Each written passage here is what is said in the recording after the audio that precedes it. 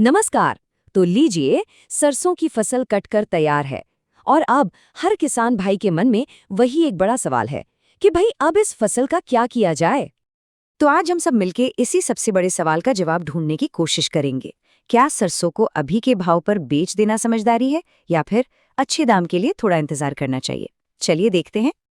ठीक है, तो इस सवाल का जवाब ढूंढने के लिए सबसे पहले ये जानना जरूरी है कि आज की तारीख में यानी 20 मार्च को राजस्थान की मंडियों में चल क्या रहा है, भाव क्या है।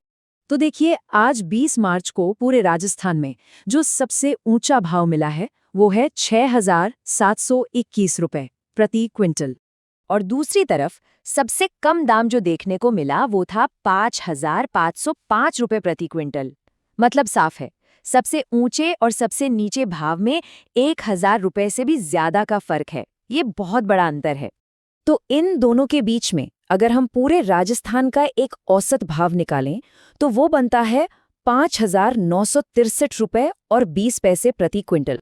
ठीक है, ये तो हो गई आज की बात, लेकिन सिर्फ एक दिन के भाव से पूरी कहानी समझ नहीं आती है ना। बाजार का असली मिजाज समझने के लिए हमें ये देखना होगा कि पिछले कुछ दिनों में हुआ क्या है। जरा पिछले हफ्ते के भावों पर नजर डालिए। एक सीधी सीधी गिरावट दिख रही है। देखिए, 15 मार्च को भाव था 6,300 रुपए और सिर्फ 4 दिन बाद 19 मार्च तक ये गिरकर 5,800 रुपए पर आ गया। तो यहाँ सबसे जरूरी बात जो निकलकर आ रही है वो ये है कि बाजार में फिलहाल एक गिरावट का ट्रेंड है। भाव नीचे की तरफ जा रहे हैं और इसकी एक बड़ी वजह ये हो सकती है कि कटाई के बाद मंडियों में नई फसल की आवक यानी सप्लाई तेज हो गई है, और ये जानना बहुत जरूरी है कोई भी फैसला लेने से पहले। लेकिन कहानी यहीं खत्म नहीं होती। दाम हर जगह एक जैसे नहीं होते जी। कौन सी मंडी में फसल जा रही है, इससे जमीन आसमान का फर्क पड़ जाता है। चलिए जरा अलग अलग मंडियों के भाव का अंतर देखते हैं। अब इसे देखिए, एक तरफ बयाना मंडी है जहां दाम 6,819 रुपए है और दूसरी तरफ श्री डूंगरगढ़ में यही दाम 5,710 रुपए के करीब है। मतलब सीधे सीधे प्रति क्विंटल 1,000 रुपए से भी ज्यादा का अंतर। सोचिए जरा। तो इसका मतलब क्या हुआ? इसका मतलब साफ है कि सिर्फ राज्य का औसत भाव जान लेना ही काफी नहीं है। अपनी मंडी और आसपास की दूसरी मंडियों का भाव पता करना कितना जरूरी है, ये यहीं से पता चलता है। असली फायदा नुकसान तो यहीं तय होता है। तो हमने आज का भाव देख लिया, पिछले हफ्ते का ट्रेंड समझ लिया और मंडियों का फर्क भी देख लिया। अब इन सब जानकारी के साथ हम वापस उसी सबसे बड़े सवाल पर आते हैं कि अब करना क्या है। देखिए, चुनाव बहुत सीधा है। एक तरफ है अभी बेचें।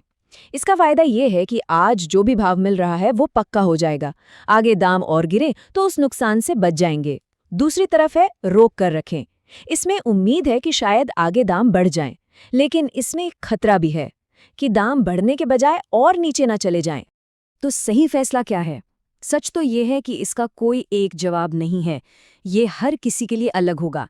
ये इस बात पर निर्भर करेगा कि किसी को पैसों की जरूरत कितनी जल्दी है, फसल को सुरक्षित रखने के लिए जगह है या नहीं, कौन सी मंडी पास है जहां अच्छा भाव मिल रहा है, और सबसे बड़ी बात, कोई कितना जोखिम कितना रिस्क उठा सकता है।